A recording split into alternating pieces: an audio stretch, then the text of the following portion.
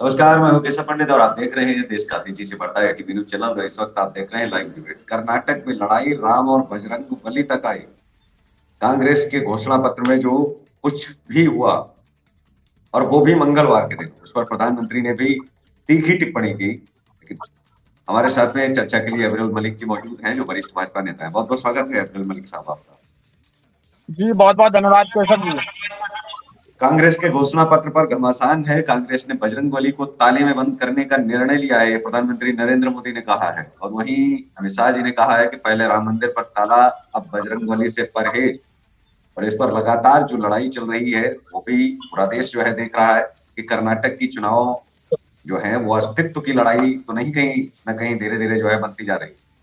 इस बयान को कैसे आप देख रहे हैं, कैसे आप ले रहे हैं कि इस पर ये पहली बार कांग्रेस ऐसा कुछ कर रही है? वो तो लगातार ऐसा करते आए हैं जी।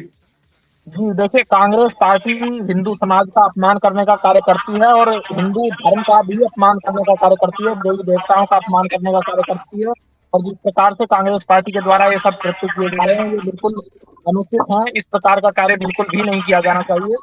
और मैं ये कहना चाहूंगा, जिस प्रकार से कांग्रेस पार्टी ये कार्य कर रही है, इसकी सजा जनता इनको निश्चित रूप से देगी और जनता के द्वारा दिया भी जाएगा। चुनाव में इनको मुंहतोड़ जवाब जनता निश्चित रूप से देने वाली है। जी, लेकिन वही अगर हम बात करें कि लगातार जो बयानबाजी दोनों तरफ से हुई है, बजरंग दल पर तेजस्वी सूर्या ने कहा है कि कांग्रेस नई मुस्लिम लीग बनी। और पवन खेड़ा ने वही जवाब दिया है, बजरंग दल की बजरंग बली से तुलना बर्दाश्त नहीं है। बजरंग दल की बजरंग बली से तुलना क्यों कर रहे हैं आप लोग? कि वो दल है और उन्होंने दल के प्रतिबंध पर उन्होंने कहा है घोषणा पत्र में जी।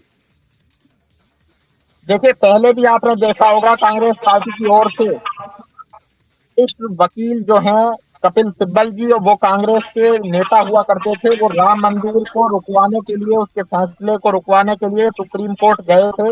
उन्होंने सुप्रीम कोर्ट अप्रोच इसलिए किया था कि 2019 में भारतीय जनता पार्टी को चुनाव का लाभ पहुंच सकता है, इसीलिए राम मंदिर पर निर्णय नहीं आना चाहिए, जो कि बिल्कुल भी उचित नहीं था। इस प्रकार का कोई लाभ भारतीय जनता पार्टी नहीं ले रही थी। और ये सब जानते हैं कि जो राम मंदिर आंदोलन चला था, वो भारतीय जनता पार्टी के द्वारा ही उसको आगे बढ़ाया गया था। जिस प्रकार से निहत्थे राम भक्तों पर गोलियां समाजवादी पार्टी के द्वारा चलवाई गई थी, और आज के समय में वो समाजवादी पार्टी के समर्थन के द्वारा ही वो गए हुए हैं राज्यसभा में। जिस किया गया है, तो वो कांग्रेस का समर्थन उनको प्राप्त है। जी, लेकिन अब सवाल ये भी है कि इसे जो है वर्चस्व की लड़ाई तो कहीं प्रधानमंत्री नहीं देख रहे हैं कि कर्नाटक में जो है भारतीय जनता पार्टी जो है आनी चाहिए। इसको लेकर के जो है, इसको बड़ा मुद्दा कहीं आपको नहीं लगता है कि ये दे दिया गया है? या फिर पीएफआई को खुश करने के लिए ये बयान जो है दिया है, ये घोषणा पत्र में वहां शामिल किया है कांग्रेस ने? कांग्रेस जो है इस तरह से जो है देख रही है। और वही जो बयान आया है असदुद्दीन ओवैसी की तरफ से, उन्होंने भी कहा है कि कांग्रेस जो है ऐसे दांव हर बार चलती है और मुस्लिमों का वोट पाने के लिए। इसे कैसे आप देखते हैं कि ओवैसी के देखिए, बयान को और मुझे कांग्रेस को? मुझे इस संबंध में कुछ मालूम नहीं है। मैं ये जानता हूँ कि पीएफआई और कांग्रेस की विचारधारा एक जैसी है। जी पीएफआई और कांग्रेस की विचारधारा एक जैसी क्यों है? वो इसका उत्तर ये है कि वो भी हिंदुत्व का विरोध करते हैं।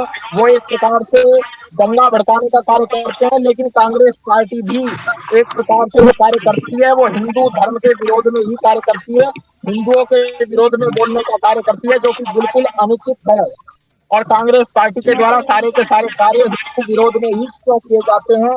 इनके सारे घोषणा पत्र हिंदुत्व के, हिंदू धर्म के, सनातन धर्म के विरोध में ही क्यों आते हैं? ये सनातन हिंदू धर्म का विरोध हमेशा क्यों करते हैं? मैं इनसे, सोनिया गांधी जी से, आपके ओटीवी न्यूज चैनल के माध्यम से ये सवाल पूछना चाहूंगा। जी ऐसे में रामानुज सिंह जी जुड़ चुके हैं। रामानुज जी, आपकी स्क्रीन सही नहीं आ रही है। आप इसको ऑटो रोटेट पे आप डालें, ऑटो रोटेशन पे डालें, तो आपकी जो स्क्रीन है जी।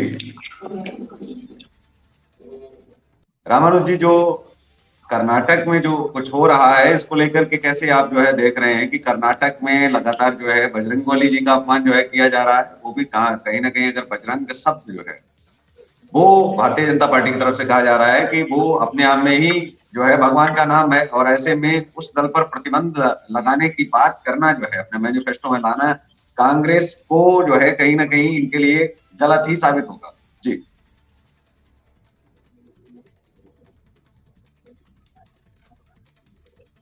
जी रामानुज जी, आवाज पहुंच रही है आप तक?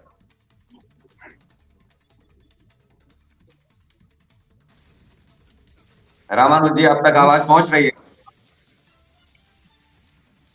शायद उन तक आवाज नहीं पहुंच रही है। जी अविरल जी, इस बार क्या लगता है कि कर्नाटक में जो है किसकी सरकार बनने जा रही है, क्योंकि भाजपा की कितनी सीटें निकलने का, और वो भी किस आधार पर? जी देखिए, भारतीय जनता पार्टी की निश्चित रूप से कर्नाटक में सरकार बनने जा रही है और कर्नाटक में भारतीय जनता पार्टी को कोई नहीं रोक सकता है। और जनता निश्चित रूप से पूर्ण बहुमत की सरकार भारतीय जनता पार्टी की कर्नाटक में बनाने वाली है। जनता भारतीय जनता पार्टी को ही वोट देगी, भारतीय जनता पार्टी के ऊपर ही जनता विश्वास करेगी और पूर्व में भी किया है। जिस प्रकार से केंद्र में भारतीय जनता पार्टी की बनाई गई है, तो डबल इंजन की सरकार भारतीय जनता पार्टी की बनने जा रही है और कर्नाटक के लोगों को डबल इंजन की सरकार पर ही भरोसा है, क्योंकि डबल इंजन ही विकास को एक प्रकार से मजबूती से कर सकते हैं। और डबल इंजन की सरकार माननीय नरेंद्र मोदी जी के द्वारा भी कहा गया है, और माननीय नरेंद्र मोदी जी के द्वारा जनता का विकास, जी जनता किस प्रकार से खुशहाल बनी, बदहाली को कन्वर्ट करना खुशहाली में, ये भारतीय जनता पार्टी को अच्छे से आता है। भारतीय जनता पार्टी पतली जनता की होती है, जहां पर दंगे फैले हुए होते हैं, उस क्षेत्र को भी खुशहाल कर सकती है। आप उसका उदाहरण उत्तर प्रदेश को देख सकते हैं। मैं अनेकों दंगे इस प्रकार के गिनवा सकता हूँ जो उत्तर प्रदेश में समाजवादी पार्टी के शासन में हुए थे, परंतु चाहे जो दूसरे पैनलिस्ट यहाँ पर मौजूद हैं, वे अगर चाहें तो गिनवा सकते हैं कि दंगा कौन सा उत्तर प्रदेश में हुआ योगी आदित्यनाथ जी के नेतृत्व वाली सरकार में। उत्तर प्रदेश में एक भी दंगा योगी जी की सरकार में नहीं हुआ है, इस बात की मैं गारंटी आपको टीवी चैनल के माध्यम से दे सकता हूँ। और अगर कोई हुआ है तो ये उसका नाम बताएं, उसके बाद मैं लिखित रूप से जानकारी उत्तर प्रदेश पुलिस से मांगूंगा ये दंगा कब हो गया। क्योंकि मुजफ्फरनगर दंगे तो सब जानते हैं और नियते राम भक्तों पर गोलियां चलनी तो सब जानते हैं। जिस प्रकार से साधु संतों नहीं, पर लेकिन रामानुज लाठियां जी, यहाँ बरसाई पर बात जाती नहीं, थी यहाँ तो समाजवादी कर्नाटक पार्टी चुनाव के की बातचीत हो साथियों, रही वो है, सब क्योंकि जानते हैं। कर्नाटक की बात हो रही है। उत्तर प्रदेश में चुनाव नहीं है, उत्तर प्रदेश में निकाय चुनाव है जिन पर हम चर्चा कर लेंगे, लेकिन कर्नाटक में हम रामानुज सिंह जी, आप जो है जी देख रहे होंगे कि नमस्कार जिस तरह सर। से कांग्रेस ने बजरंग दल पर, जी बहुत बहुत स्वागत है आपका, बजरंग दल पर ये टिप्पणी जो है उसको बंद करने के लिए, बैन करने की मांग की है कि पीएफआई को बैन किया है भाजपा ने, हम बैन करेंगे बजरंग दल को। तो क्या ये उचित है कि बजरंग दल को जो सीधे भगवान से जो है जोड़ते हैं, और भाजपा के लोगों ने कहा है कि ये भगवान का अपमान है? जी सभी दर्शकों को नमस्कार। सर मैं ये कहना चाहता हूँ, देखिए बजरंग दल हो या पीएफआई कोई भी हो, अगर गलत काम करता है तो उसको बैन लगाना चाहिए, उसको अंदर कर देना चाहिए, तभी देश का कानून व्यवस्था तरीके से चलेगा। अगर हम ये सोचे बजरंग दल गलत कर रहा है, उस पर बैन न लगाएं तो ये गलत बात है। अरे गलत मेरा क्या कहने कर का रहा है ये मतलब भी तो यही है बता दो कि रावण जी, गलत क्या कर रहा है ये भी लेकिन बता गलत क्या दीजिए। किया है बजरंग दल ने, गलत क्या किया है इसको भी तो कम से कम ध्यान में रखना चाहिए। पीएफआई तो देश विरोधी काम कर रहा था, आतंकवादी सर संगठन था वो, सर और मैं तो चाहता था कि आप बहुत पहले वो बंद होना चाहिए था। जी नहीं, ये तो आपको कांग्रेस से पूछना पड़ेगा कि बजरंग दल ने क्या गलत किया, तभी तो वो बोले होंगे कि हम उसको नहीं, बंद लेकिन करते आप हैं। इस पीएफआई को भाजपा भी के विरोध में ये शामिल हैं या सर, नहीं है, मैं ये आपसे जानना चाह रहा हूँ। आप भाजपा के विरोध में शामिल सर हैं या नहीं है? आपको लगता है कि बजरंग दल पर उनको अपने संगठन में घोषणा पत्र में शामिल सर करने से, सर और वो सर कर्नाटक वो भूमि है जहाँ कांग्रेस से भगवान पूछ कर हनुमान, आते ना, श्री भगवान कांग्रेस से हनुमान जो पूछ है कर आते। जी सर मैं बता देता हूं, हमारे देश की खिलाड़ी महिला, अंतर्राष्ट्रीय लेवल पे खेलने वाली महिला, अरे मुद्दा वो नहीं है, ये देखो कहाँ मुद्दा ले जंतर गए, मंतर पे ये सुनिए, कहाँ नहीं मुद्दा ले उसी जा पे रहे ला थे, रहा हूँ को सर। रोकिए। सर उसी पे ला रहा हूँ, उसी पे ला रहा हूँ, उसी पे ला रहा हूँ। हाँ इसी ये को कहाँ सबसे से ला रहे हो? सामने कर्नाटक की जंतर बात मंतर है। से रास्ता जाता है महिला क्या? अनशन पे बैठी हुई ये है, रास्ता हमारे कर्नाटक में प्रधानमंत्री जी जंतर मंतर से जाता कर्नाटक है। में जाके भाषण दे रहे हैं। महिला कर्नाटक में का जंतर नाम लेते मंतर से हैं, रास्ता जाता है। उदाहरण देते हैं। क्या इस अजीब बात करते प्रकार हो, हो सकता है क्या अजीब बात कर्नाटक में करते हो? बजरंग कर्नाटक में दल जंतर मंतर से कोई रास्ता गलत जाता है। कार्य किया होगा, तभी तो कांग्रेस का कांग्रेस एफआईआर कर रही है। अरे गलत कौन आप सा किया? आप कांग्रेस के तो ऊपर कांग्रेस एफआईआर क्या दिखाइए। घोषित प्रवक्ता हो, आप पूछ कर सुनिए, आइए आप क्या था। चिल्ला क्यों रहे हैं? आपको नहीं, मिर्ची आप क्यों उनको लग अपनी रही बात है? करने दीजिए। अगर जी, वो आप वो आप उनके जवाब आप जो है दे सकते हैं, लेकिन पहले उनको बात तो आप रखने दीजिए। जी, हाँ, नवल सिंह साहब। हमारे कहने का मतलब ये देखिए, इनको मिर्ची सी लग गई, तिल मिलाने लगे। ये सबसे झूठे लोग हैं। अभी अभी कांग्रेस के ऊपर केस है। जैसे ये लोग अरे दूसरे यही को आता है कहते तो हैं फिर कि आप झूठे, कोर्ट में अरे जाइए झूठे केस तुम करिए। हो। अगर कांग्रेस ने बोला कि हम बजरंग दल के ऊपर बैन बैन लगाएंगे, तो अगर बजरंग दल गलत नहीं है तो जाके कोर्ट में केस करिए। आप तो दूसरे को सलाह देते हैं केस करने के लिए, आप जाके केस करिए। काहे सुरक्षा क्यों पार्टी फड़फड़ा कहाँ रहे हैं? सुरक्षा कर आप रही है? एक सिर्फ हिंदू मुस्लिम का राजनीति करते हैं, जमीनी स्तर पे कोई काम नहीं करते। ये सामने आप जंतर मंतर पे देख लीजिए, बेटियों का आप तो लोग सुरक्षा कर रहे हैं, ये कर्नाटक सबको में मालूम है। जनता जो है वो वोट किसे दे, ये भी तो आप बताइए। अकबरुद्दीन ओवैसी को दे, कांग्रेस को दे, या भारतीय जनता पार्टी को दे? इन तीन में से किसे चुने आप? किसके समर्थन में हैं? ये भी तो कम से कम आप सर हमें पता मैं तो चले। कहूंगा, कर्नाटक में जितने महिला हैं, हमारी बहनें हैं, उनको तो बीजेपी को वोट देना ही नहीं चाहिए। मैं तो देखिए क्लियर कह रहा हूँ, नहीं देना चाहिए। क्योंकि सामने जंतर मंतर की कहानी दिख रही है, जंतर मंतर का कहानी सामने दिख रही है। ये लोग कहेंगे बेटी अरे बचाओ बेटी जंतर मंतर पढ़ाओ, से जाता है लेकिन क्या? इन लोगों का जंतर मंतर से कर्नाटक का रास्ता जाता है क्या? आदित्यनाथ, हेलो, सिंधिया जी जी, आजकल बीजेपी में चले गए।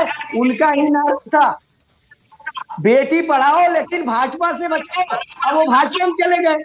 अब ये इतने महान है, जितने भ्रष्ट दुष्ट प्रकृति के लोग हैं, वो गंगा जी में स्नान करके इनके पार्टी में आ जाते हैं, इनके पार्टी में आ जाते हैं। ये लोग स्वागत करते हैं उनके। ये लोग देश को क्या चला रहे हैं, ये समझ नहीं, नहीं लेकिन आता जनता सर। तो उनको भेजती है ना। सबसे बड़ी चीज है कि जनता उनको चुन करके भेजती है, और बाकायदा जो लोकतांत्रिक प्रक्रिया है उसका पालन होता है। अगर कहीं ना कहीं पार्टी में अगर ऐसा कुछ गलत हो रहा है या गलत लोग हैं, तो उनके खिलाफ एफआईआर आप करवाइए, उनको निर्वाचन आयोग सर लिखिए। एक प्रक्रिया है ना इस देश के अंदर कि अगर आप गलत लोगों को चुन रहे हैं, लेकिन वहीं अगर दूसरी पार्टियां भी तो गलत लोगों को जो खुलेआम चुन रही हैं, जो चुनने के बाद में पत्थर चलाते हैं, ईंट पत्थर चलाते हैं, भाजपा का कोई तो नेता ऐसा होगा जो घर पर पत्थर इकट्ठा करता है, तो उसका भी तो कम से कम फोटो आना चाहिए। तो घर के सर अंदर पेट्रोल पेट्रोल इकट्ठी करता है, उसका भी फोटो आना चाहिए। अगर भाजपा के लोग अगर दंगा करते हैं, तो कोई ना कोई तो छत ऐसी बताइए ना सांसद की कि जिस छत पर, या विधायक की जिस छत पर जो है ईंट पत्थर पेट्रोल ये सब इकट्ठा किया गया हो। एक तो घर होगा, यही तो उस ये पर तो बेवकूफी बातचीत की होनी बात कर रहे चाहिए। हैं। सर ऐसा मानवादी अभी अगर कोई आप व्यक्ति अगर पकड़ा जाता है, तो आप मानिए जो है सुनिए, उसको आप लाइए, खोलिए, आप एक्सपोज करिए उसको। बीजे जी, सर बीजेपी के सांसद जी हैं माननीय ब्रिभूषण सिंह। अब उनके बारे में बस क्या यही कहेंगे? जानते हैं, प्रतिदिन इतना ही मालूम है प्रतिदिन उनको। भाषण दे रहे हैं, बहुत अच्छे अच्छे भाषण दे रहे हैं। ब्रजभूषण अगर को तो यही एफआईआर हो कांग्रेस का चुकी है और होता लगातार सवाल भी फिर ये पूछे लोग जा क्या रहे हैं। करते? बस ये वही लोग नहीं क्या जी, कर जानते हैं। देते सर? जी, जी, महाराज जी ब्रजभूषण पर तो देखिए, एफआईआर हो गई महाराज है। जी सबके यहाँ बुलडोजर बुलडोजर भेज देते हैं। अब माननीय ब्रिजभूषण जी के घर कब जाएगा बुलडोजर बुलडोजर? अब बताइए भाई, मलिक साहब आप बताइए, बुलडोजर कब जाएगा?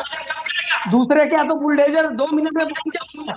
क्यों नहीं? अभी तक महिलाओं की बात है, हमारे माँ बहनों की बात है, क्यों नहीं बुलडोजर के? अभी तक लंबी लंबी भाषण आप देते हो, बुलडोजर भेज देते तब आपको माना जाता है कि अरे, महिलाओं की सुरक्षा पार्टी, महिलाओं के आखिर महिला महिलाओं की सुरक्षा पर भी सुरक्षा तो करने बातचीत वाली होनी पार्टी चाहिए। नहीं कर्नाटक है। में केवल जो है चुनाव केवल भगवान के नाम के सारे ही जो है चुना जाएगा। बजरंगबली का नारा यही सारा, या फिर जो है जो देश भर में हो बिल्कुल रहा है उन पर भी आपको जो है बिल्कुल, खड़े होकर इस देश को संदेश बीजेपी देना का होगा। सहारा जी, राम जी है, बजरंगबली जी है, इनके अलावा कुछ नहीं है। ये दो तीन चीज हटा दीजिए तो इनके पास कुछ है ही नहीं। ये काम 9 साल में कुछ किया अरे नहीं। बात ये मत कीजिए। डबल इंजन सरकार, भी ये लोग कर्नाटक में कहते हैं केंद्र सरकार एक डबल इंजन सरकार लेकिन है। उनके साथ तो डबल जनता है ना। इंजन जब भी क्यों लगाया प्रधानमंत्री जाता है? नरेंद्र मोदी कहते हैं तो 150 करोड़ जनता उनके साथ में खड़ी दिखाई देती है। लगातार ईवीएम से वोट जीतते हुए सर दिखाई देते हैं। सबसे अधिक विधायक हैं, सबसे अधिक सर सांसद हैं। भगवान ये, राम ही नहीं है इस देश में, केंद्र और जो है कई सारे उनके डबल इंजन सरकारें भी हैं उनके साथ में। जी, सर लेकिन अगर ये ये सवाल तो डबल ये इंजन उठता है कि अगर आप बात सर, बात अगर बेटी सुरक्षा की भी बातचीत होनी चाहिए। केवल भगवान के सहारे तो जी चुनाव नहीं जीता जा सकता। इस देश के अंदर जो बड़े मुद्दे जी। हैं और वास्तविक गंभीर हैं, न उनमें हंसी और न मजाक, उन पर जो है उनको कंप्लीट किस तरह से आप देखते हैं कि इस पर भाजपा तो ऐसे लोगों को तुरंत जो है साथ छोड़ देती है। हमेशा ऐसा रहा है कि जब भी कोई ब्लेम या ऐसा कुछ आया है तो लगातार जो है उनको छोड़ा गया। उनको उनको समझा नहीं गया कि अगर इनके ऊपर इतने गंभीर आरोप लगाए जा रहे हैं, तो वो भी देश की इतनी बड़ी बेटियां, वो इतना बड़ा रिस्क क्यों लेंगी? अगर वो अगर आगे आ रही है तो इसकी जांच जो है वो सीबीआई को अब तक सौंप दी जानी चाहिए थी। FIR होने के बावजूद भी अभी तक गिरफ्तारी नहीं हो पाई, जबकि पास्को लगी। आपको पता है आसाराम जी को कांग्रेस की सरकार में बहुत जल्दी गिरफ्तार कर लिया गया था। पास्को जैसी एक्ट लगने के बाद में तो 24 घंटे छोड़िए, 24 सेकंड के अंदर उस व्यक्ति को गिरफ्तार हो जाना चाहिए। और खुलेआम टीवी चैनलों पर जाकर के जो है अपने डिबेट और भाषण ऐसी चीजें दे रहा है। लग नहीं रहा है कि कानून का मजाक बना करके रख दिया। पास्को एक्ट लगाया भी गया है कि नहीं लगाया गया? जी देखिए, ब्रजभूषण शरण सिंह जी के द्वारा स्पष्ट कर दिया गया है। वो कह रहे हैं कि इसमें दूध का दूध पानी का पानी हो जाएगा, जांच हो जाएगी, जांच के लिए वह तैयार है। वो और जज है दूसरी क्या? बात ये आसाराम है से कि भी बड़े हो गए? मैं तो ये पूछ रहा हूँ आपसे, जज है क्या? आसाराम से बड़े हो गए? जो धारा लगी है उसमें उनको गिरफ्तार करके पहले जेल भेजना चाहिए, उसके बाद में जज को तय करने दीजिए। उनका वकील जाकर के स्पष्ट करे ना। ऐसे ही अगर सड़क पर लोग स्पष्ट करने लगते हैं तो फिर अंदर जाने की क्या आवश्यकता है? मैं तो ये जानना चाहता हूँ आपसे। फिर कानून का तो वो मजाक नहीं बनाया कानून जा रहा है, की आपको लगता नहीं? सुनिए, वो कानून की जिम्मेवारी है। जो जुडिशियरी कह रही है वो हो रहा है। और जुडिशियरी नाम की चीज होती है इस देश में, ये मालूम होना चाहिए। भाई आप किस लिए आप किस लिए मैं इनके बीच में नहीं बोला था, सुप्रीम कोर्ट इनको म्यूट कर दिया जाए क्योंकि आप ये किस मेरे लिए बीच में बोल रहे हैं। रामानु जी उनको बात करने शर्म दीजिए ना नहीं पूरी। वो पहले बता तो रहे हैं, वो आपकी बातों का ही उत्तर दे रहे हैं। उनको बात पूरी कंप्लीट करने दीजिए। जी प्लीज अमृत जी जी बैठे। बिल्कुल। ये ये इनकी जो पार्टी है राष्ट्रीय सुरक्षा पार्टी, ये कहाँ राष्ट्रीय सुरक्षा कर रहे हैं, पहली बात तो ये बता देंगे। और दूसरी बात ये है कि जो इनके जिस द्वारा दिन कहा जा रहा है, हमारी जिस पार्टी प्रकार से ये बैठकर बयान दे रहे हैं। नहीं अमृत जी, मैं तो इस पर एक चीज कहूंगा कि संगठन चाहे इस देश के अंदर छोटा हो या बड़ा, फिर ऐसे में ये देखा जाता है कि अगर वो उत्तर दे रहे हैं और ऐसे में आपकी बौखलाहट दिखती है कि आप उनका अगर उत्तर, वो कोई ऐसा सवाल कर रहे हैं उसका उत्तर अगर आप देने की बजाय आप संगठन को अगर आप सामने लाते हैं, संगठन कौन है, व्यक्ति कौन है, क्या महत्व रखता है, कितना बड़ा है, इस देश के अंदर एक छोटे से छोटा आम आदमी आपसे सवाल कर सकता है। आप सत्ता में हैं, नहीं, आपको सवाल जवाब देना है, करें, उनको जवाब नहीं देना है। तो सवाल आप करें, संगठन के बारे में ये नहीं किसी के संगठन पर ये आरोप नहीं लगा सकते कितने लोग हैं उसमें, कितने नहीं है, क्योंकि उसमें बौखलाहट साफ दिखती है कि आपको उत्तर नहीं आता है या जवाब नहीं आता है। क्योंकि वो जवाब है तो आप जवाब दीजिए। जी तो सबसे पहले आपके यही छोड़ के आपके आएंगे आधार हमारी पर पार्टी में। सुनिए, ये फिर बीच में बोल रहे हैं, इनको पहले तो चुप कीजिए। और दूसरी बात जो है, आपके द्वारा कहा गया किसी संगठन पर आरोप नहीं लगा सकते, तो भाजपा भी एक राजनीतिक दल है, भाजपा पर भी आरोप मत लगाइए। तो फिर अगर नहीं, इनके मैंने संगठन आरोप पर आरोप लगाने की नहीं बात लगा नहीं की। सकते तो आप हमारे आरोप पर लगा मत सकते हैं। लगाइए। आप आरोप लगाने के लिए भाजपा बोल सकते हैं। मैं आरोपों की बात नहीं कर रहा हूँ, मैं केवल इतनी बात कर रहा हूँ कि आप किसी संगठन को नीचा नहीं दिखा सकते हो, कोई किसी संगठन को छोटा और बड़ा नहीं कह सकते हो। कुछ तो कम से कम आप जो है मैंने मर्यादित छोटा चीजें बड़ा आप नहीं रखेंगे। कहा, मैंने आपको बड़ी छोटा, संख्या में लोग सुनते सुनिए हैं और आप केशव जवाब जी, देने की बजाय अगर ऐसी बातें करेंगे तो लोग आप में एक छोटा प्रवक्ता देखेंगे। आप एक बड़ी पार्टी की जो है शीर्ष स्तर पर अगर बैठे और बढ़ रहे हैं और आगे, तो ऐसे में आपकी मुख से जो है ऐसी चीजें शोभा नहीं देती। लेकिन प्लीज आप जिन विषय पर जहां पर थे वहां से हम लोग स्टार्ट करते हैं कि जो उनके जवाब थे, जो इस समय देश चाह रहा है कि बेटियों के लिए आखिर क्या पार्टी की तरफ से, अपनी तरफ से क्या कदम उठाया गया। अभी पार्टी से भी नहीं निकाला गया है, तो ऐसे में क्या निकाला नहीं जाना चाहिए? जांच कर लीजिए फिर वापस ले लीजिए अगर वो जो है सही है, ठीक है। क्योंकि पास्को लगी है, आसाराम को आपको पता है बहुत जल्दी गिरफ्तार करके जेल भेज दिया गया। पास्को एक कानून, ऐसा कानून है कि SC ST की तरह बोलते ही जांच बाद में होते, पहले उठा के अंदर किया जाता है। जी जी बिल्कुल। मैं आपके प्रश्न को समझ चुका हूँ, उसका मैं उत्तर दे देता हूँ। सर्वप्रथम तो सबसे बड़ी बात ये है, जो आपके द्वारा कहा जा रहा है कि इनकी जो पार्टी है उसके ऊपर हम आरोप नहीं लगा सकते। आरोप बिल्कुल लगा सकते हैं, और यदि वो राजनीति में है तो हमारे द्वारा आरोप बिल्कुल लगाए जा सकते हैं। और मेरा यही प्रश्न है कि राष्ट्रीय सुरक्षा के लिए इन्होंने क्या किया है, क्या जनता से इन्होंने वादे किए हैं कि राष्ट्रीय सुरक्षा कर रहे हैं, कौन से वादे इन्होंने जनता से किए हैं और जनता ने क्या इनको रिस्पांस दिया है, हम ये बिल्कुल पूछ सकते हैं। और बड़ी बात ये है, कांग्रेस भी एक राजनीतिक दल है। कांग्रेस पार्टी के द्वारा जो गलत कार्य किए गए हैं वे हमारे द्वारा गिनवाए जाते हैं, तो हम ये भी पूछ सकते हैं कि गलत कार्य इनके द्वारा कौन से किए गए हैं और कहां पर किए गए हैं। और सबसे बड़ी बात यह है, इनकी पार्टी से हमारी कोई लड़ाई नहीं है, क्योंकि इनकी पार्टी कहीं देश में है ही नहीं। और दूसरी बात यह है कि भारतीय जनता पार्टी के द्वारा जितना भी कार्य किया जा रहा है वो गरीब, पीड़ित, शोषित, वंचित के लिए किया जा रहा है। और जहां तक प्रश्न ब्रजभूषण शरण सिंह जी का है, तो उनके द्वारा कह दिया गया है कि जो आरोप उनके ऊपर लगे हैं उसकी जांच हो जाए, और जांच जारी है। और जहां तक गिरफ्तारी का प्रश्न है तो कानून के अंतर्गत मैटर आता है। इस संबंध में मैं कोई टिप्पणी नहीं करना चाहूंगा। और कानून अपना कार्य कर रहा है, कानून को कृपया करके किसी भी प्रकार से कानून के कार्य में बाधा न पहुंचाई जाए, तो ये बहुत अच्छा रहेगा। हमारे साथ में संदीप कौशिक साहब जुड़े हुए हैं। तो लगातार जो है मतलब बहुत सही जो है प्रतिक्रिया देते हैं। बहुत बहुत स्वागत है सर आपका। संदीप साहब, इस देश में जो है जब कानून की बात आती है, बात ये नहीं है कि कर्नाटक में जो लड़ाई है और विषय वही था कि बजरंग बली तक जो है ये बात पहुंच चुकी है कि बजरंग दल को हम बैन करेंगे, ऐसा कांग्रेस के द्वारा अपने मैनिफेस्टो में कहा गया है, घोषणा पत्र में कहा गया। आप इसे कैसे देखते हैं? लेकिन वो बजरंग बली जी से जोड़ दिया गया और उस पर जो है जो प्रधानमंत्री जी ने कहा है, उन्होंने साफ तौर पर कहा है कि कांग्रेस ने बजरंग बली को ताले में बंद करने का निर्णय ले लिया है। पीएफआई को हमने बैन किया है, लेकिन पीएफआई के सहारे वो जो है कांग्रेस बजरंग दल को बंद करने जा रही है। दूसरा, वहीं अमित शाह जी जो गृह मंत्री हैं, उन्होंने कहा पहले राम मंदिर पर ताला, बजरंग बली से परहेज। और साथ ही हम बात करें कि दोनों पार्टियों की तरफ से जो बयान आए हैं, बजरंग दल पर तेजस्वी सूर्या ने भी कहा है कि कांग्रेस नई मुस्लिम लीग बन गई है। और पवन खेड़ा ने पलटवार करते हुए कहा कि बजरंग दल की बजरंग बली से तुलना बर्दाश्त नहीं है। हेमंत बिस्वा जी जो मुख्यमंत्री हैं आपके, वो कहते हैं जिन्ना भी ऐसा घोषणा पत्र नहीं बनाते अगर जिन्ना होते। इतना प्यार झलक रहा है जिन्ना से हेमंता का। और साथ ही रणदीप सुरजेवाला ने कहा है कि पासवान की तुलना संगठन से करना अपमान है। वो लोग अपनी तरफ जो है लगातार डटे हुए हैं। जी देखिए केशव जी, मैं इसके ऊपर मैं यही कहना चाहूंगा, सबसे बड़ी बात आप सबने देखा है कि कांग्रेस में की विचारधारा हमेशा सनातन विरोधी विचारधारा रही है और उनकी इसी विचारधारा के करके वह आज देश में उस व्यवस्था पर आकर खड़ी हो गई है कि आज कांग्रेस एक एक सीट के लिए तरस रही है। जहां जहां कांग्रेस की सरकार है वहां पर हमेशा इन लोगों ने सनातन विरोधी ही कार्य किए हैं और एक धर्म विशेष के लिए ही इन लोगों ने जो है इस तरह की व्यवस्था की है। ये वही कांग्रेस है जिन्होंने भगवान श्री राम मंदिर निर्माण को रोकने के लिए शपथ पत्र देते हैं कि भगवान राम ही काल्पनिक है। जो भगवान श्री राम को ही काल्पनिक मानते हैं तो वो उनकी इस तरह से जो ये कार्रवाई है, ये कोई पहली कार्रवाई नहीं है। उन्होंने पहले ही इस तरह के बहुत से प्रयास किए। उन्होंने तो आरएसएस तक को बैन करने के तक भी प्रयास किए थे जब उनकी सरकारें थी। तो जो भी राष्ट्र हित के लिए कोई भी संगठन अगर काम कर रहा है, बजरंग दल जो है उन्होंने बहुत अच्छे व्यवस्था से सनातन के हित में बहुत अच्छे कार्य किए हैं और इस तरह के संगठन के ऊपर लगाने से वो उनकी सीधी सीधी विचारधारा प्रकट हो रही है कि वो किस प्रकार से सनातन विरोधी विचारधारा को ही समर्थन करते हैं और एक धर्म विशेष के लिए ही कार्य कर रहे हैं। जी,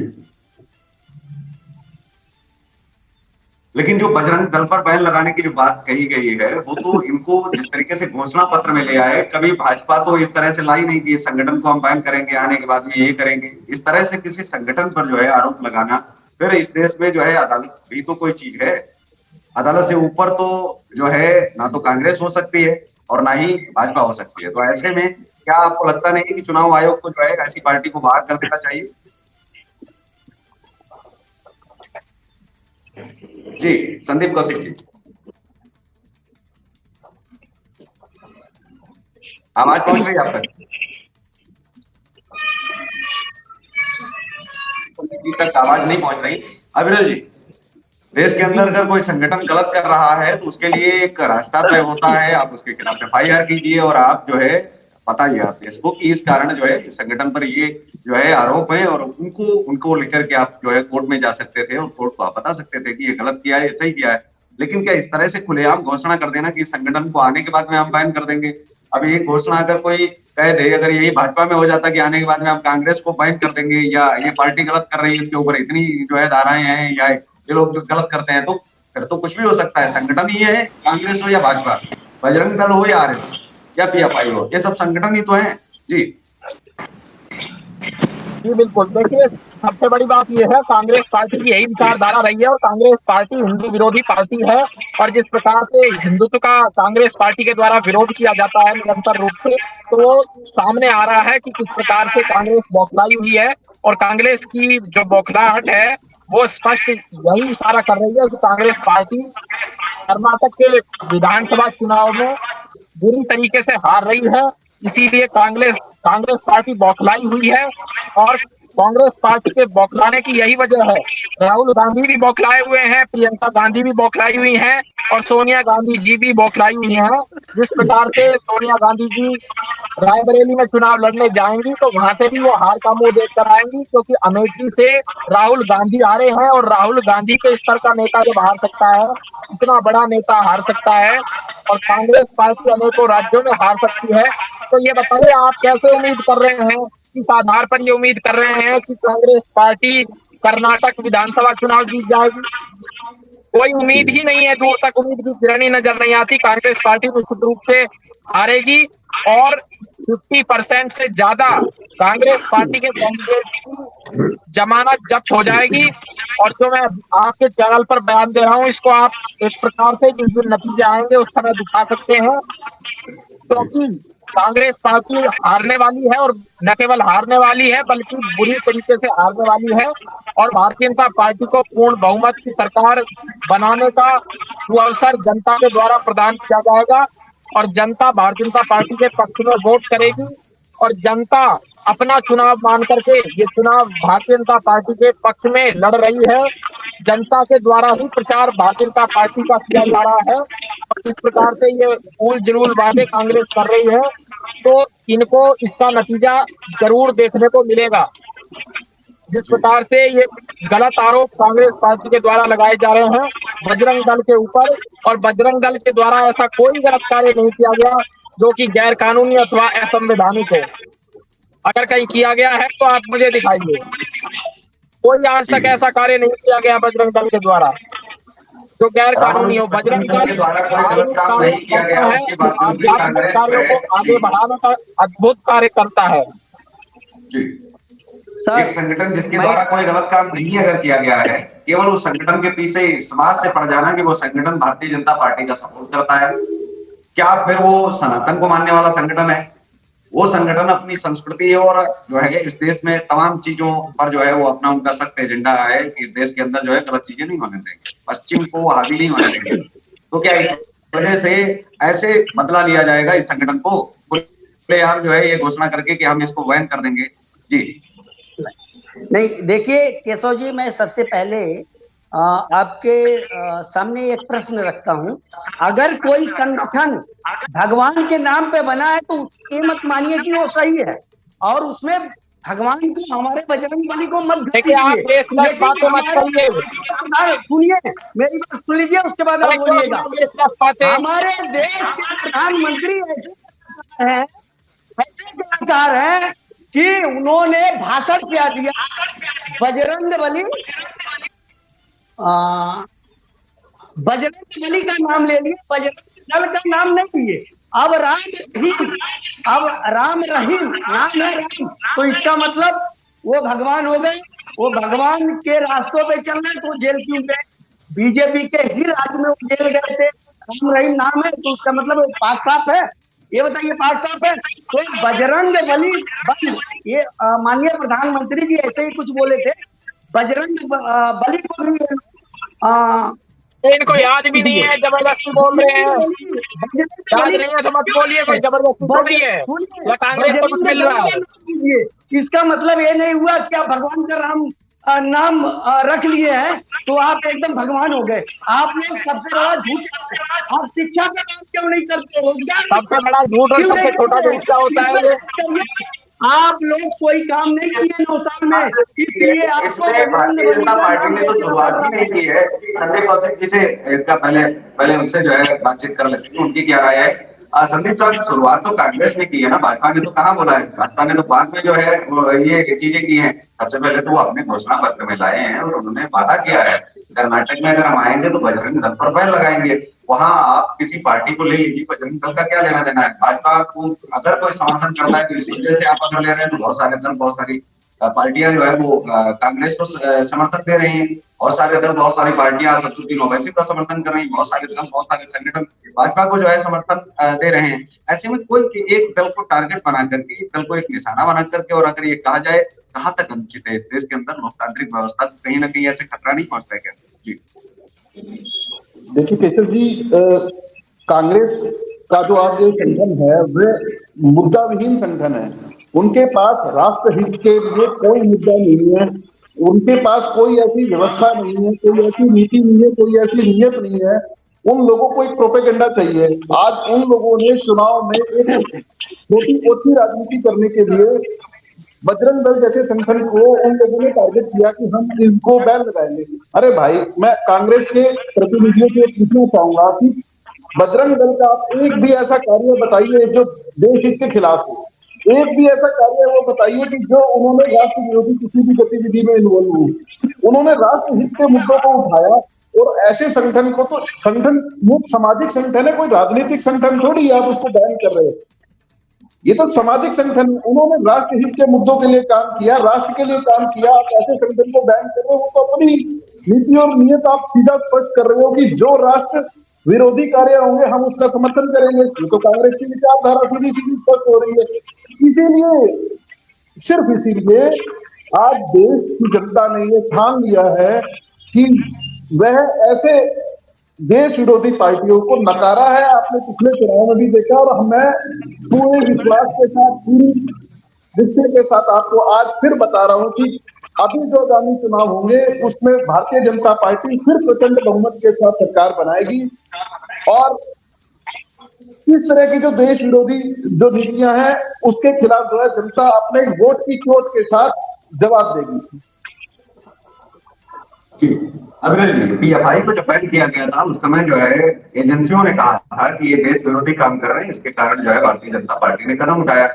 लेकिन क्या जब कोई राष्ट्र विरोधी धार्मिक संगठन हुआ थोड़ा सामाजिक, लेकिन किसी संगठन के खिलाफ अभी तक जो है क्या किसी इंटेलिजेंस ने कहा है कि बजरंग दल भारत के राष्ट्र विरोधी है, भारत विरोधी है?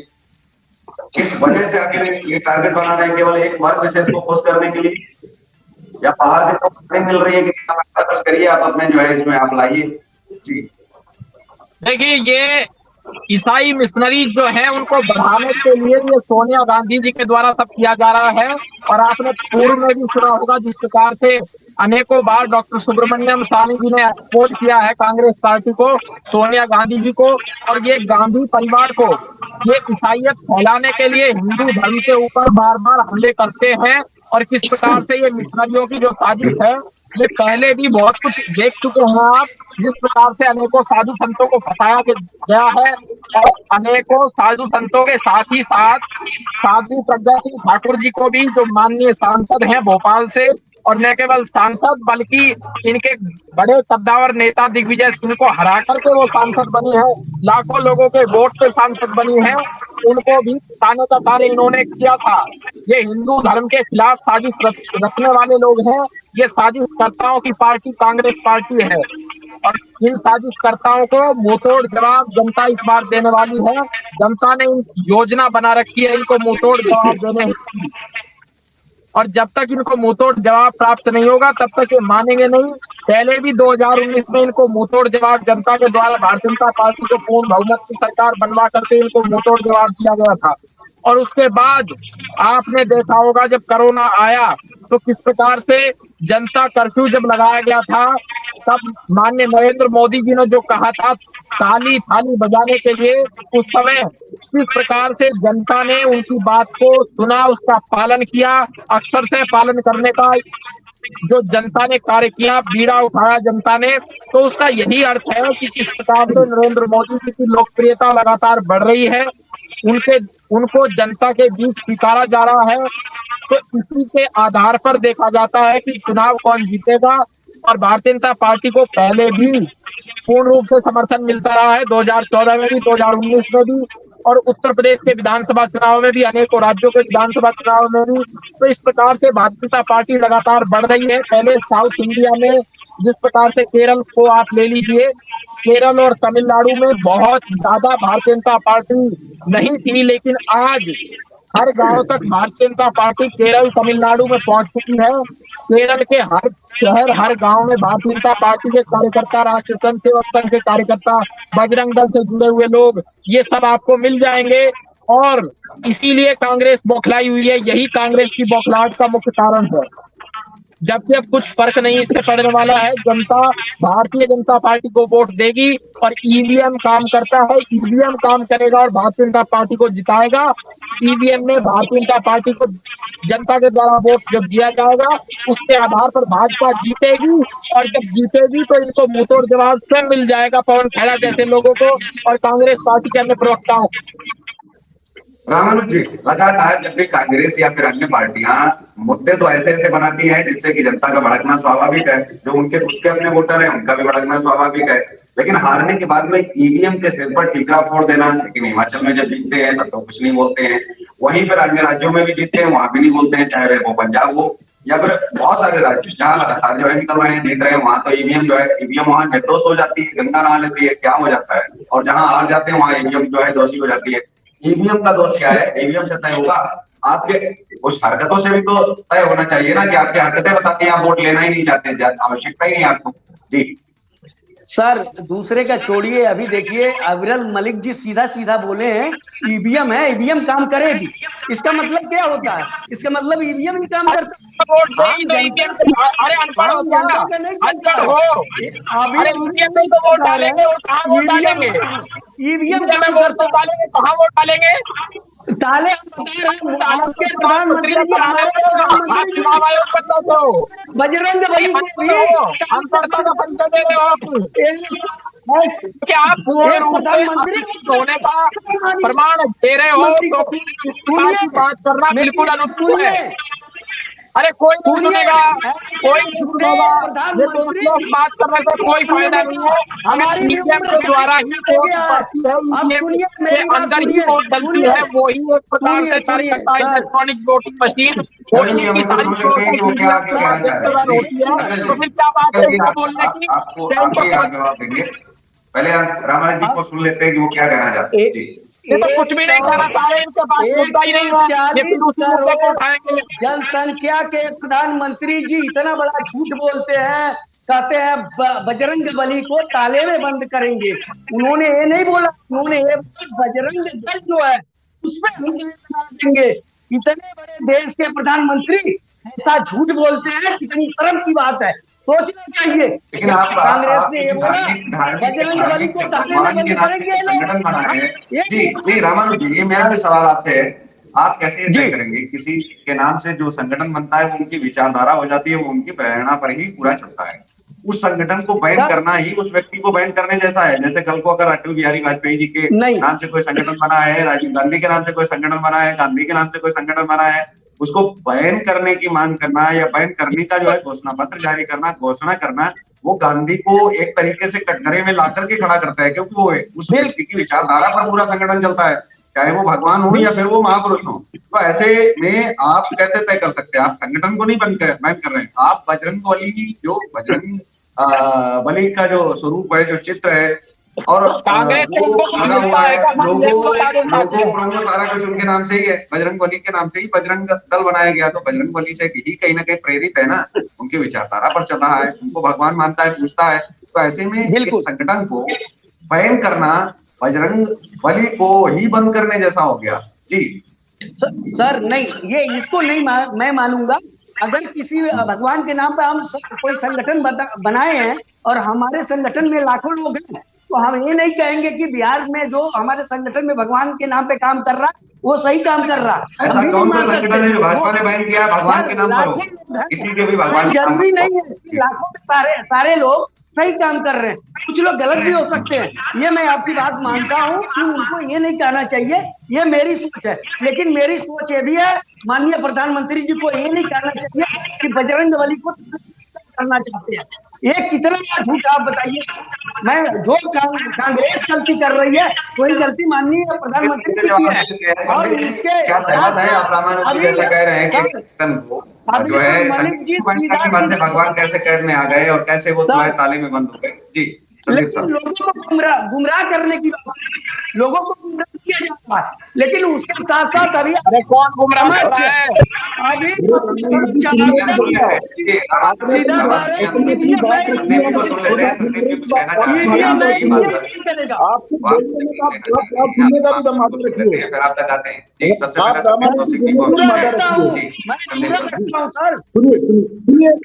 सुनिए भाई, सुनिए आप आपने सवाल पहला किया है, उसका उत्तर जान लेते हैं कि वो उस पर क्या राय रखते हैं। को आप अभी झूठा कर रहे हैं। मैं आपसे प्रश्न पूछना चाहूंगा कि एक भाव है, उन्होंने ये बोला कि बजरंग बली को ताले में बंद कर दे, ये भाव है उनका कहने का भाव, आप समझिए। आपने अभी हमारे छोटे भाई अग्रणी जी जो है उन्होंने भी एक बात रखी कि ईवीएम के माध्यम से, आपने उसको भी दूसरे भाव में लिया। ये भाव समझिए, बात किसी बात का भाव होता है। आप माननीय प्रधानमंत्री मोदी जी हमारे भी प्रधानमंत्री, आपके भी प्रधानमंत्री है। सबसे पहली बात तो हमें देश के प्रधानमंत्री का सम्मान करना चाहिए। दूसरी बात, कोई भी ऐसी व्यवस्था का समर्थन करना ही गलत है कि एक संगठन, कोई भी सामाजिक संगठन, वो समाज के हित के लिए काम करता है, चाहे वो बजरंग दल है, चाहे वो विश्व हिंदू परिषद है, ये सभी सामाजिक संगठन है जिन्होंने समय समय पर देश की उन व्यवस्थाओं को उठाया है, उस सामाजिक मुद्दों को उठाया है जिसके लिए आज राष्ट्र को जरूरत है। कोई भी राजनीतिक दल, देखिए रामानुज जी, आप भी एक राष्ट्रीय, आप भी एक राजनीतिक दल चला रहे हैं, और एक सामाजिक संगठन समाज की व्यवस्थाओं को अगर उठाता है तो आपको उनको सामाजिक व्यवस्थाओं के लिए करने के लिए वो प्रेरित करता है, और हमें उनसे प्रेरणा लेकर उन मुद्दों का सोल्यूशन करना चाहिए, ना कि कांग्रेस जैसी विचारधाराओं का उनके ऊपर किसी तरह का कोई मुकदमा चल रहा है। क्या उन्होंने कोई राष्ट्र विरोधी कोई व्यवस्थाओं का समर्थन किया? क्या उन्होंने कोई राष्ट्र विरोधी कोई ताकतों के लिए उन लोगों ने काम किया? क्या बजरंग दल जो है एक राष्ट्रीय ऐसा संगठन है जिन्होंने हमेशा हिंदुत्व के लिए, समाज के लिए और देश के लिए काम खोद ली है।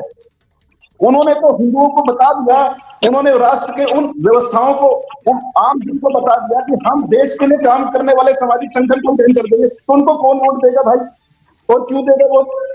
आज देश का सनातनी जाग चुका है, वह आदरणीय नरेंद्र मोदी जी के नेतृत्व में उस व्यवस्था के लिए काम करेगा, उस व्यवस्था के लिए सपोर्ट करेगा जो राष्ट्रहित है। और अगर राष्ट्रहित के मुद्दे के लिए आम जन का जिस प्रकार से सहयोग मिला है, इसीलिए प्रचंड बहुमत से पहले भी हम लोगों ने जीत हासिल की है। और आप निश्चित तौर पर आप विश्वास मानिए कि आगामी चुनाव में भारतीय जनता पार्टी पूर्ण बहुमत की सरकार बनाने जा रही है। आज आप लिख लीजिए, ये जो प्रखंड है, इस प्रखंड से भारतीय जनता पार्टी को ही बेनिफिट होने वाला है। जिस प्रखंड को इन लोगों ने उठाया है, जिन लोगों ने खुद अपनी कब्र खोदी है, कांग्रेस जो है अब दोबारा से जो है उस ऐसी व्यवस्था को उन लोगों ने उठाया कि जो आम देश का आम जनमानस जो है इनका विरोध के लिए खड़ा होगा, और वो वोट के माध्यम से इनको चोट करेगा और भारतीय जनता पार्टी को सपोर्ट करेगा। जी रामानुज जी, ये जो है आपको जवाब दिया है कि किस तरह से भारतीय जनता पार्टी बढ़ रही है, वो दिखाता भी है कि वो किस रास्ते पर है, क्योंकि यही वोटर बहुत पहले कांग्रेस का हुआ करता था। यही वोट आज कांग्रेस को छोड़ करके भारतीय जनता को मिला है। कहीं भारतीय जनता पार्टी को अमेरिका या जापान या फिर न्यूजीलैंड से वोट नहीं आ रहा है, वो यही वोट है पहले कांग्रेस को था। लेकिन कांग्रेस की विचारधारा बदली और धीरे धीरे उनका जो है जो वो अपनों का ही शोषण करने लगे। उस शोषण से बचने के लिए ही जो है उस वोटर ने अपने आप को बदल लिया और दूसरी पार्टी में वो चले गए। अगर शोषण भाजपा में हो रहा होता तो वो भाजपा को छोड़ करके कांग्रेस में अब तक जा चुके होते। आखिर क्या वजह है कि कुछ राज्यों में केवल कुछ प्रतिशत से ही जीत पाते हैं, वो भी वहां साम दाम दंडभेद झूठ अनूठ क्या क्या बोलना पड़ता है, बहुत कुछ कांग्रेस को करना पड़ता है, उसके बावजूद भी हार जाते हैं। तो क्या कैसे आप इसको जो है एक तराजू में आप तोल सकते हैं, क्योंकि अरविंद केजरीवाल जी कांग्रेस को ही हरा करके लगातार आगे बढ़ने में लगे हुए हैं। जी सर देखिए, ये कांग्रेस के लिए सवाल आपको कांग्रेस वाले ही बताएंगे, सबकी सोच अलग अलग होती है। लेकिन अभी लेकिन अब तो सारे संगठन एक तरफ हो गए हैं, अब तो सारे संगठन एक तरफ हो गए हैं, भाजपा की तरफ एक तरफ हो गए। सतपाल मलिक ने तो साफ कह दिया ना कि मैंने सभी संगठनों को आह्वान किया है, एक तरफ हो जाओ, एकजुट हो जाओ। तो आजकल तो विचारधारा एक ही है, पार्टी भले है, भाजपा का विरोध ही कांग्रेस है, पार्टी कोई भी है। जी ये तय हो रहा है। सर सुनिए, अभी जैसे कौशिक साहब कह रहे थे सामाजिक संगठन है, आप सुने होंगे भारतीय जीव जंतु कल्याण बोर्ड आपका दिल्ली में केंद्र सरकार के अधीन है। उसके कई ऐसे सदस्य हैं जो जीव जंतुओं का सेवा नहीं करते हैं, वो ट्रक में भर भर के कटवाने के लिए भेजते हैं। मैं प्रूफ दे दूंगा, क्या बात करेंगे, वो भी तो सामाजिक काम करता है भारतीय जीव जंतु कल्याण बोर्ड, हम भी उसके सदस्य। हम भी 2-4 बार ट्रक पकड़े, देखे यहाँ की स्थिति बड़ी खराब है। ट्रक पकड़िए, पैसे लीजिए, कई ट्रक हमने पकड़ के जेल में डलवाए, 30,000 वो तो बाद में पता लगा ये तो पैसे का खेल है। और कई हमें पता लगा कई जो भारतीय जीव जंतु कल्याण बोर्ड के सदस्य हैं, उनका खुद हरियाणा राजस्थान से ट्रक आता है दिल्ली में कटने के लिए जाए भाई। आप जो चीज आज कह रही हैं, गौ माता आप जो चीज आज बता रहे हैं वही चीज वहां से आप लाइव कर दीजिए, हम चैनल पर दिखा देंगे इस चीज को, चाहे वो भारतीय जनता पार्टी के और कांग्रेस को कहने में आपके पास कुछ तो साक्ष्य होंगे। आप अपने सदस्य थे, आपको कुछ तो छूट रही होगी, आपको दिखाया जा रहा है, उससे तो आप उसमें बना भी सकते थे, सब भी इकट्ठा कर सकते थे। क्या वजह रही कि आप इकट्ठे कर पाए? आज आप बोल रहे हैं।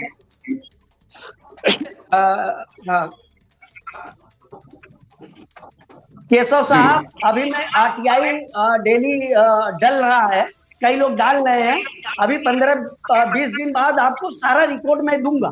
आरटीआई डलना शुरू हो गया, देखता हूँ किसका किसका जवाब आता है। सारा रिकॉर्ड सबसे पहले आपके पास जाएगा, अगले महीने से आना शुरू हो जाएगा।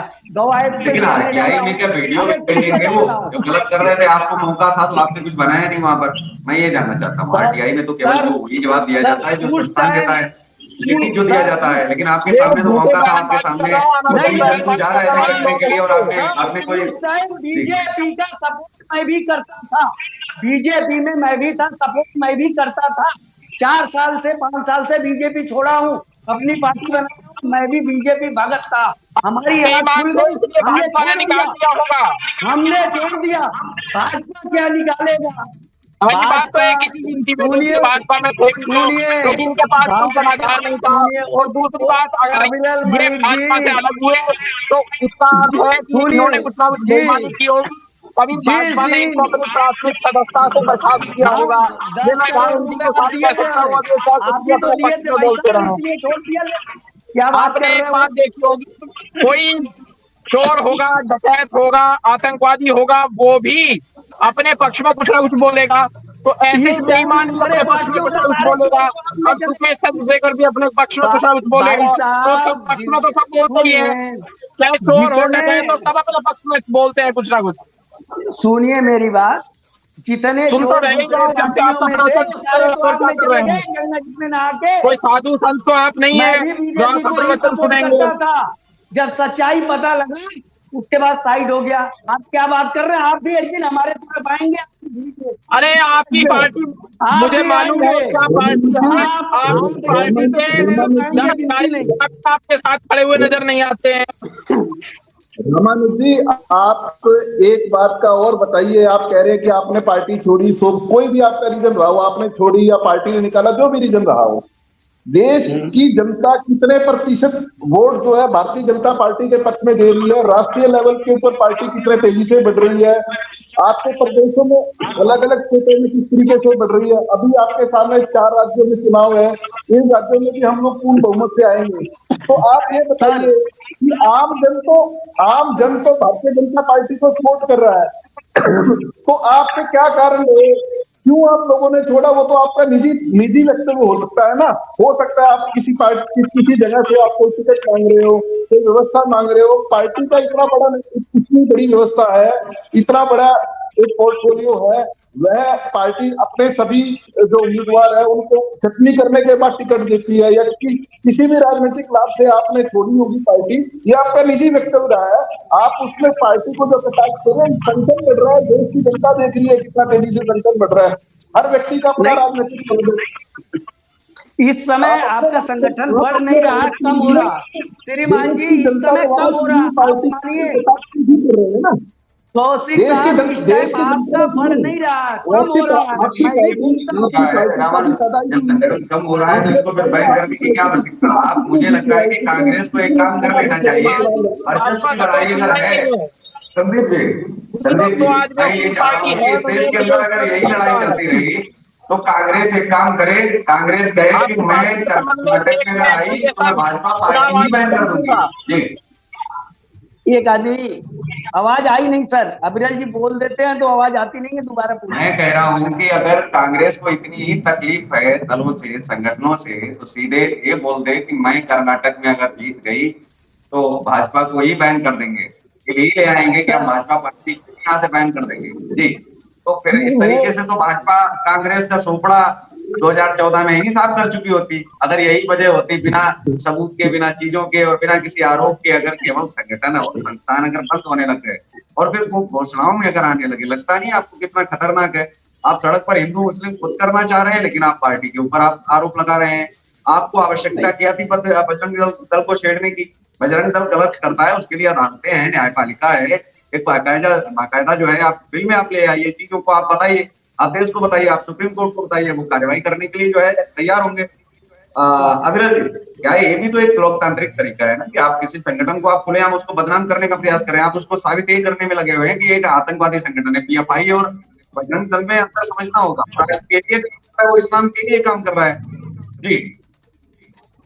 पीएफआई और बजरंग दल में तो देखिए कोई कंपैरिजन ही नहीं है, क्योंकि बजरंग दल एक ऐसा संगठन है जो कि सामाजिक कार्यकर्ता है, जो कि एक सामाजिक संगठन है, राष्ट्रवादी संगठन है, हिंदुत्ववादी विचारधारा का संगठन है और राष्ट्रवाद के प्रति पूर्णतः प्रत्येक कार्यकर्ता उसका समर्पित है।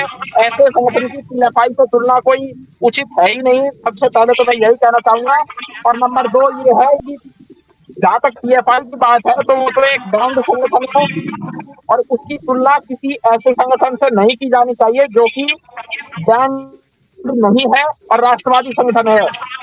तो पॉपुलर फ्रंट ऑफ इंडिया को तो बैन किया गया है और वो देश के लिए खतरा है, आतंकवादी संगठन है। के लोगों के माध्यम से मुझे भी लगातार हत्या की धमकियां प्राप्त होती रहती हैं। इनका यही कार्य है कि एक अनस्टेबिलिटी देश में उत्पन्न करना चाहते हैं, जो कि बिल्कुल अनुचित है।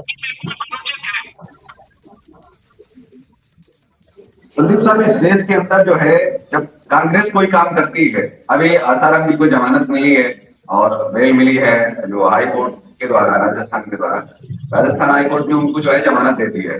वो भी फर्जी दस्तावेज पेश किए गए, दीपक चौरसिया और चित्रा त्रिपाठी और तमाम बड़े पत्रकार जेल जाएंगे आने वाले समय में, ऐसा भी जो है ये लगातार आरोपी लगाए जा रहे हैं और कोर्ट की तरफ से लगातार नोटिस मिल रहे हैं।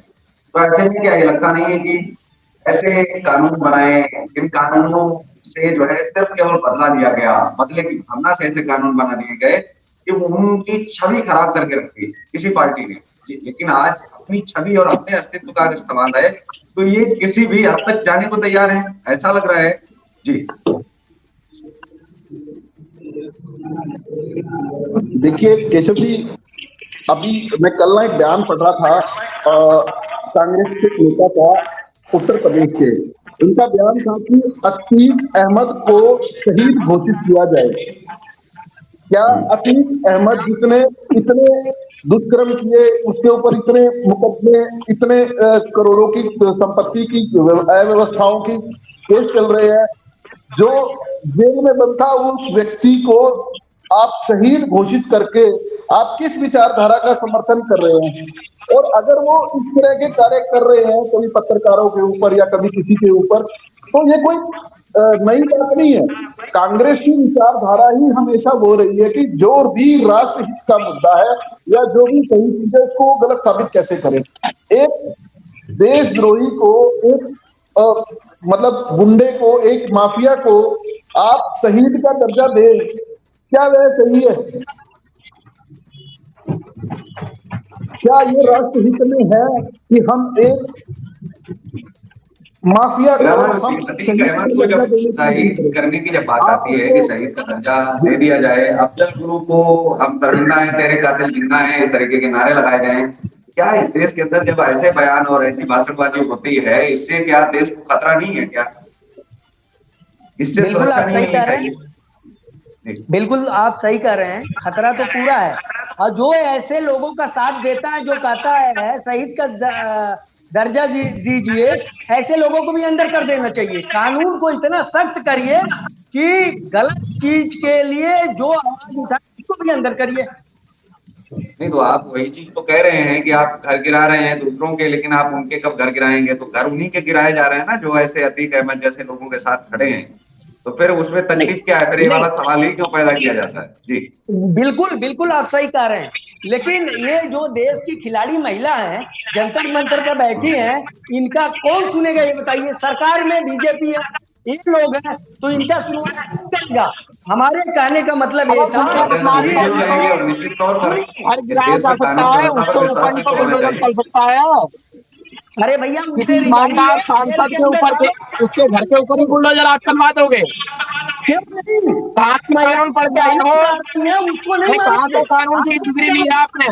आप अपने कानून की डिग्री दिखाओ, कौन सी धारा है उसके तहत मुझे बताओ। भाई किसी कौन सी धारा आप लेकर आए हो? नहीं, या कोई ऐसा एक्ट आ गया है जिसके अंदर ऐसा लिखा हुआ है, या कोई बिल पास हो गया लोकसभा राज्यसभा से? आप महिलाओं की अच्छी अच्छी बात जनता करते हैं। एक डिबेट करने का कोई अर्थ नहीं होता। शहीद का की मांग करते हो। अरे भाई नहीं, हमने नहीं बोला कोई भी ऐसा राजनीतिक दल बताइए अपनी सहमत जैसे माफियाओं का समर्थन करने वालों के खिलाफ कोई जंतर मंतर पे क्यों नहीं लगता? सरकार तो अपना काम कर रही है। सरकार नहीं कर रही है अपनी काम ना, अपना काम सरकार करती तो क्यों कहना पड़ता? वो महिला क्यों जंतर मंतर पर लगती? अगर सरकार अपना काम करती, बिना किसी धर्म के भेदभाव के, बिना किसी जाति के भेदभाव के निष्पक्षता से अपना काम किया और आगे भी कर रही है। लेकिन रामानुज जी, इस देश के अंदर जब 370 हटती है, बड़ा मुद्दा था, इसके साथ फिर क्यों खड़े लोग हो गए? जब सरकार करती है तो करने भी तो नहीं देते, ये भी तो समस्या है। जब करने देते हैं तो साथ खड़े हो जाना चाहिए, तो उसमें भी कमियां निकालते हैं। 370 हटाने में कौन सी कमी निकाली गई? मैं ये कहता हूँ कि क्या 370 नहीं देश के लिए? इसमें भी 65 सालों से 75 सालों से उसको झेल रहे थे। ये दंश कि जम्मू कश्मीर हमारे भारत का हिस्सा नहीं हो पाया, ये दंश जो है, ये कलंक, ये हटाया अगर है प्रधानमंत्री ने, तो मुझे लगता है कि इसके तो साथ पूरे विपक्ष को खड़े हो जाना चाहिए। कुछ तो कामों में विपक्ष को एकजुट हो जाना चाहिए, कुछ कामों में तो मुझे लगता है कि प्रधानमंत्री को बधाई देनी चाहिए, सरकार को बधाई देनी चाहिए कि आपने ये बहुत अच्छा काम किया है। जो बहुत बड़ा कदम था, अंतर्राष्ट्रीय स्तर के नेता ही इस चीज को उठा सकते थे, मजबूत प्रधानमंत्री ही इस देश का उठा सकता था, मजबूत चेहरा ही इस देश का ऐसे मुद्दों को खत्म कर सकता था। तो ये भी बधाई के अगर पात्र है तो बधाई नहीं देनी चाहिए क्या सरकार को? आप गालियां तो दे लेते हैं उनके गलत कामों पर, अगर कोई गलत चीज आई आपको अच्छी नहीं लगी तो आप अपने मन से आप तय कर लेते हैं और गाली आप देना शुरू कर देते हैं। लेकिन आप बधाई वाले कामों में बधाई भी देने कम से कम पहुंच जाया करें। ये भी चीज तो होनी चाहिए ना विपक्ष की। विपक्ष का रोल ये भी तो है कि उन नेताओं को, मैं ये कहता हूं कि 370 पर रामानुज जी, कम हमारे पास समय बचा है, केवल 2 मिनट का, लेकिन आप ईमानदारी से बताइए 370 जिस समय हटी थी, आप क्या फूल लेकर के किसी बीजेपी पार्टी के कार्यालय में गए आप उनको बधाई देने के लिए कि आपकी सरकार ने बहुत अच्छा काम किया? इसके लिए विपक्ष की तरफ से बधाई, राष्ट्रीय सुरक्षा पार्टी की तरफ से सीधा सवाल, 30 सेकंड आपके पास। उस टाइम हमारी पार्टी नहीं बनी थी श्रीमान जी, लेकिन मैं आज भी कह रहा हूँ कि बधाई देने लायक काम बीजेपी की थी, बीजेपी की सरकार की थी 370 हटा के। उस टाइम हम बीजेपी में स्वयं थे, बीजेपी के समर्थक हम खुद ही थे, हम बीजेपी के समर्थक खुद थे। बधाई देने चले जाते, आप तो स्वयं बोल रहे हैं कि आप भारतीय जनता पार्टी का हिस्सा थे, तो आप उस समय सीट को बधाई देने चले जाते। भाई बिल्कुल सही, लेकिन धारा 370 को भारतीय जनता पार्टी